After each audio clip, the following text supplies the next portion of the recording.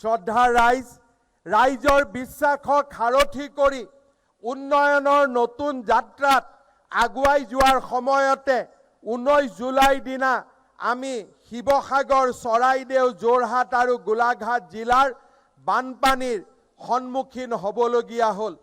এই চাৰিওখন জিলা আৰু ৰাজ্যখনত শতাধিক লোকে প্ৰাণ হেৰুৱালে, বহু লোকৰ সম্পত্তি আৰু তেওঁলোকৰ জীৱনজোৰা সম্পদ ক্ষতি সাধন হ'ল।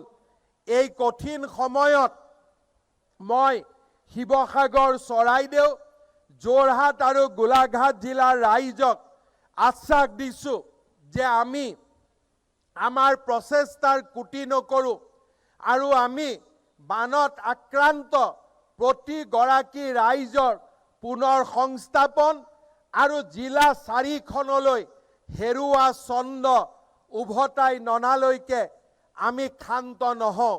আমি আমাৰ পুনৰ সংস্থাপন, বানপীড়িত ৰাইজক সহায় কৰাৰ কামত আমি নিজক আকৌ এবাৰ আত্ম উৎসৰ্গা কৰিম আৰু প্ৰতিগৰাকী বানবিধ্বস্ত ৰাইজৰ ওচৰত আমি আমাৰ দায়িত্ব আমি অত্যন্ত সহনশীলতাৰে আমি পালন কৰিম। পুনৰ সংস্থাপনৰ কাম ইতিমধ্যে আমি ডিজিটেল জৰীপৰ জৰিয়তে আৰম্ভ কৰিছোঁ। আমি বিশ্বাস কৰোঁ 10 ছেপ্টেম্বৰৰ ভিতৰত আমি ক্ষয় ক্ষতিৰ এখন স্পষ্ট ছবি পাবলৈ সক্ষম হ'ম আৰু তৎকালীনভাৱে শিৱসাগৰ, চৰাইদেউ, যোৰহাট আৰু গোলাঘাট জিলাৰ ৰাইজৰ স্থায়ী পুনৰ সংস্থাপনৰ বাবে আমি নিজকে নিয়োজিত কৰিম।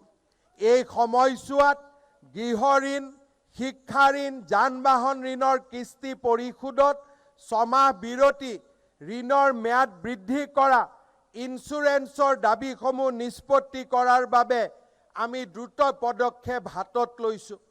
শিক্ষাৰ্থীসকলক বিনামূলীয়া পাঠ্যক্ৰম, বিদ্যালয়ৰ পুনৰ নিৰ্মাণ, অংগনবাড়ী কেন্দ্ৰসমূহৰ পুনৰ নিৰ্মাণ আৰু ৰাস্তা ঘাটৰ পুনৰ সংস্থাপনৰ কামত আমি নিজকে নিয়োজিত কৰিছোঁ।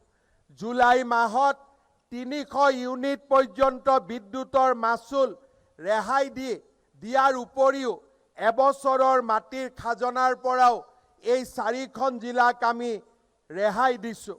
আজি আমি আকৌ এবাৰ আস্থাৰে সৈতে আৰু অত্যন্ত বিশ্বাসেৰে সৈতে, বিনম্ৰতাৰে সৈতে আমি ৰাইজক আশ্বাস দিব খোজোঁ যে বানপীড়িত ৰাইজৰ পুনৰ সংস্থাপনৰ ক্ষেত্ৰত আমি টকা পইচাৰ অভাৱক সন্মুখীন হ'ব নিদিওঁ আৰু আমি সকলো সমস্যাক আমি পিছ পেলাই থৈ আমি এই 4খন জিলাৰ ৰাইজক সম্পূৰ্ণৰূপে আমি সহায় কৰিম।